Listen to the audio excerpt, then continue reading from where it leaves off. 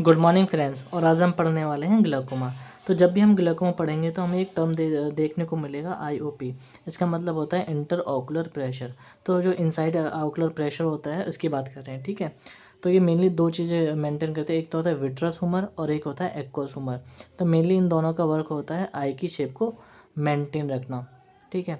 Aqueous humour हम already पढ़ चुके हैं। अगर आपने नहीं पढ़ा तो मैं इस वीडियो के लिंक डिस्क्रिप्शन में लिंक डाल दूँगा, आप देख लेना, ठीक है। इसका ड्रेनेज होता है सिलेरी बॉडी से लेके ट्रेबिकुलर मैक्सिमम में वीन में जाके चले जाता है ना, एपिस्क्लेरल वीन में जाके हो जाता है। तो मेनली जो आईओपी होता है, नॉर्मल आईओपी होता है 10 to 21 और एवरेज मान लेते हैं हम 16 प्लस माइनस 2.5 के आसपास इसका एवरेज आईओपी होता है किसी भी आई का, ठीक है।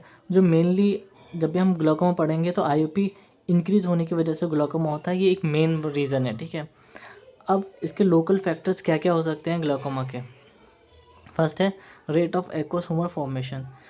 सपोज़ अगर एक्वस ह्यूमर फॉर्मेशन इंक्रीज़ हो जाए, ज़्यादा हो जाए, ठीक है, तो ड्रेनेज तो उतनी ही लिमिट से हो रहा है जितना पहले हो रहा था।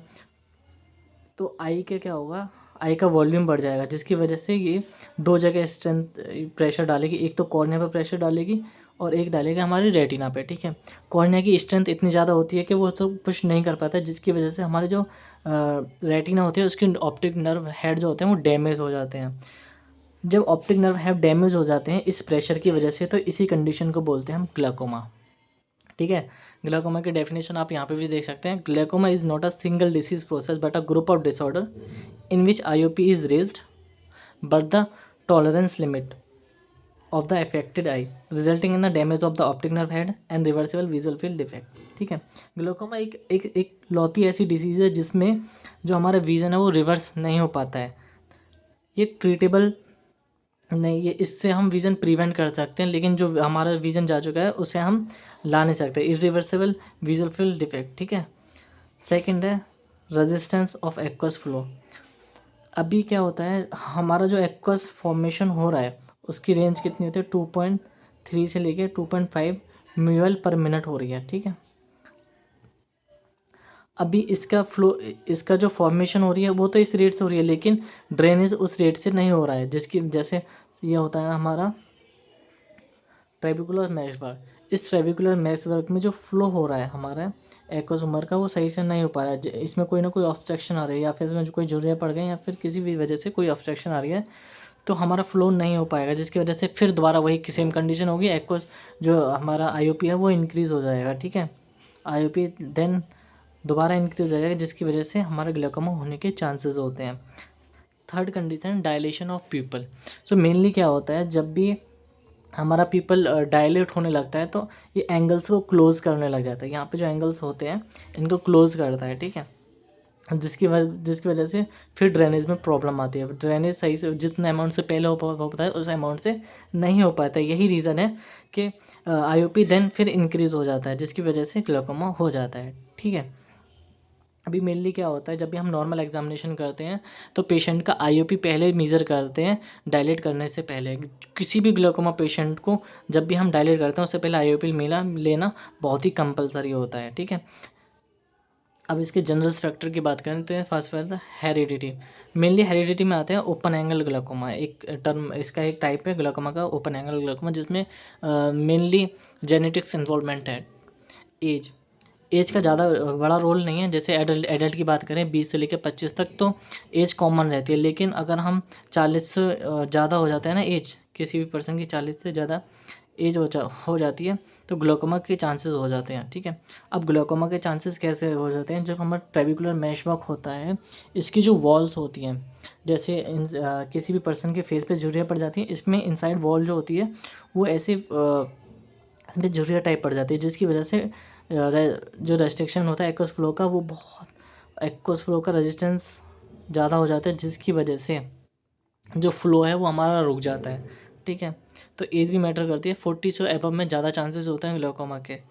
जेंडर में फीमेल्स के ज़्यादा पाया गया है रिसर्च के according as compared to male. Diurnal variation of IOP. Diurnal variation क्या होता है? टाइम के अकॉर्डिंग आईओपी चेंज होना। तो मेनली क्या होता है, जो मॉर्निंग में आईओपी होता है वो ज़्यादा होता है एज़ कम्पेयर टू इवनिंग। अगर हम नॉर्मल पेशेंट की बात करें तो फ्लक्चुएशन सिर्फ 5 mmHg का डिफरेंस मिलता है। 5 mmHg मतलब अगर सपोज मैं नॉर्मल, मेरे कोई ग्लाइकोमा नहीं है, तो मेरा मॉर्निंग आईओपी है 15, तो इवनिंग आईओपी होगा अप्रॉक्स 10, मतलब इवनिंग में कम हो गया 5 mm। अगर मुझे ग्लाइकोमा है तो 8 mmHg का डिफरेंस आता है। 8 mm मतलब अगर मॉर्निंग में 28 है तो इवनिंग में अप्रॉक्सीमेटली 20 होगा वो mmHg आईओपी, ठीक है। तो ये ड्यूरेशन देखने के लिए मिल जाता है हमें। अब सेकंड है पोस्चरल वेरिएशन। पोस्चरल वेरिएशन क्या होता है? जब भी हम सिटिंग पोजीशन, सुपाइन पोजीशन में जाते हैं तो आईओपी इंक्रीज होता है। सुपाइन सिटिंग पोजीशन से जब भी हम सुपाइन पोजीशन में जाते हैं तो आईओपी इंक्रीज होता है, ठीक है, जिसकी वजह से ग्लाइकोमा के चांसेस होते हैं। ग्लाइकोमा की डेफिनेशन मिल गई। अब आप पढ़ते हैं हम। देखो, अभी तक हमने जितना भी लेक्चर में पढ़ा है, मेनली हम बोल रहे हैं कि जिसमें भी आईओपी इंक्रीज़ हो रहा है उसकी वजह से ग्लाइकोमा आ रहा है, लेकिन ऐसा हर कंडीशन में नहीं है। कुछ आईओपी कुछ ग्लाइकोमा के ऐसी भी टाइप हैं जिसकी वजह से फॉर एग्जांपल ओकुलर हाइपरटेंशन। इस केस ओकुलर हाइपरटेंशन मैं यहाँ पे लिख देता हूँ, इसको हम डिटेल में पढ़ेंगे आगे चल के, आगे वाले लेक्चर में। हाइपर टेंशन, ऑकुलर हाइपरटेंशन में क्या होता है? आईओपी तो इंक्रीज़ होता है। जब भी हम आईओपी चेक करेंगे पेशेंट का आईओपी हमें इंक्रीज़ देखने को मिलेगा, लेकिन इसमें कोई भी नर्व डैमेज नहीं मिलेगा, ग्लाइकोमा डैमेज देखने के लिए नहीं मिलेगा। ऐसे ही एक और होता है normal tension glaucoma. Normal tension glaucoma या फिर लो टेंशन ग्लाइकोमा, इन दोनों केसेस में क्या होता है, ये भी एक टाइप है ग्लाइकोमा के। इसमें जो आईओपी होता है वो तो नॉर्मल होता है, नॉर्मल रेंज में आईओपी देखने के लिए मिल जाएगा, लेकिन ग्लाइकोमा डैमेज होता है इसमें। इसमें आईओपी ज़्यादा लेकिन ग्लाइकोमा डैमेज नहीं है। इसमें ग्लाइकोमा डैमेज है लेकिन आईओपी फिर भी नॉर्मल है, ठीक है। हम इन दोनों जो ग्लाइकोमा का टाइप है इसे हम डिटेल में पढ़ेंगे। ग्लाइकोमा का बेसिकली टाइप क्या होता है? Congenital and developmental glaucoma first. इसके भी दो टाइप होते हैं, primary and congenital glaucoma, developmental glaucoma. Second होता है primary glaucoma, open angle glaucoma, angle closure glaucoma और मिक्स्ड, ठीक है। और सेकेंडरी ग्लाइकोमा। अब ये जो ग्लाइकोमा के टाइप है हम डिटेल्स में पढ़ेंगे, ठीक है। Thank you.